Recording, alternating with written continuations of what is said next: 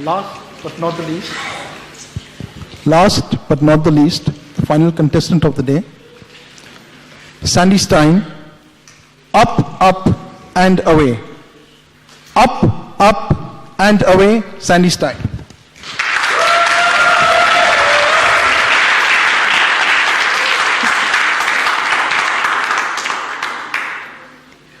One morning, not too long ago, I started my day late again. It was 7 a.m., and I knew if I left home at that time, I probably would not make it to work by 8 o'clock when I was supposed to, because the traffic is horrible. But I had to go.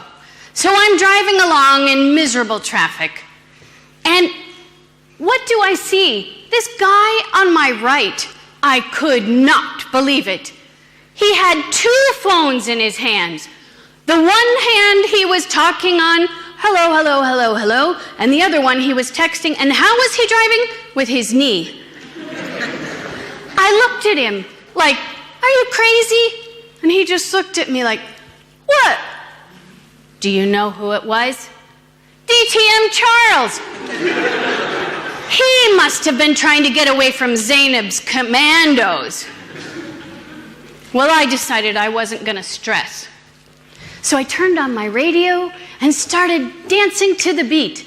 Because I'm happy. Oh, I love that song. And all of a sudden my stress went away. And I felt my car jerk as if it was coming awake. And sure enough, before I knew it, it was lifting off of the ground and it had zoomed up to the stoplight. I was so shocked. I stopped singing. And the car lowered itself down and squeezed back into the traffic.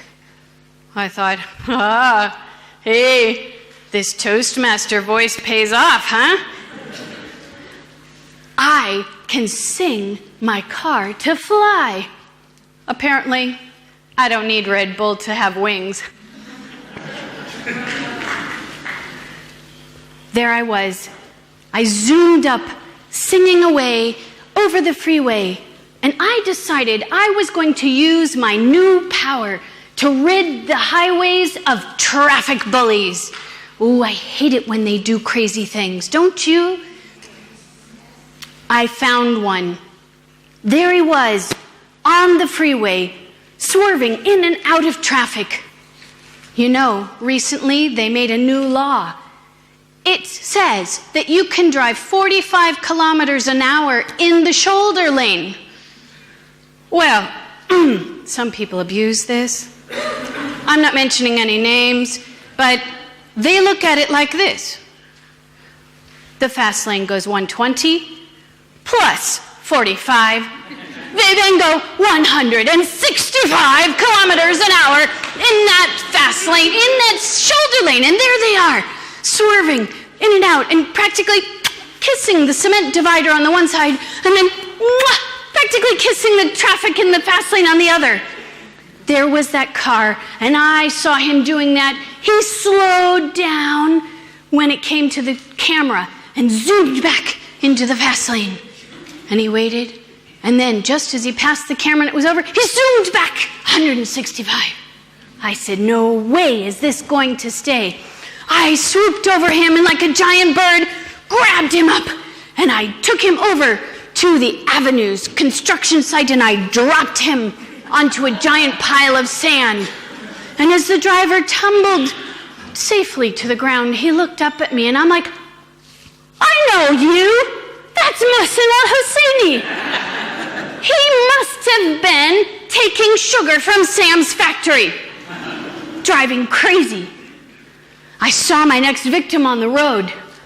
This driver was slowing down for no reason, and all the cars behind were honking, honking, honking, and then would zoom up ahead, and then slow down for no reason, and the cars were honking, honking, honking, and then zoom ahead. I said, okay. I swum, I went in, and I said, oh, who is this? You will not believe who it was. DTM Wafa. Do you know what she was doing? Here she is, driving. Slow down.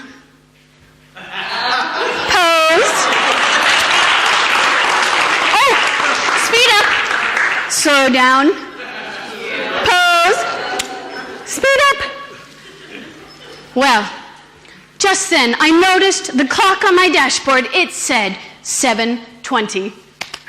I have time to actually get into the covered parking lot at work. Whew. I flew very quickly over to the parking lot at the university, and I got into the parking lot just as Don Prodis was getting out of his car. And he looked at me in total disbelief.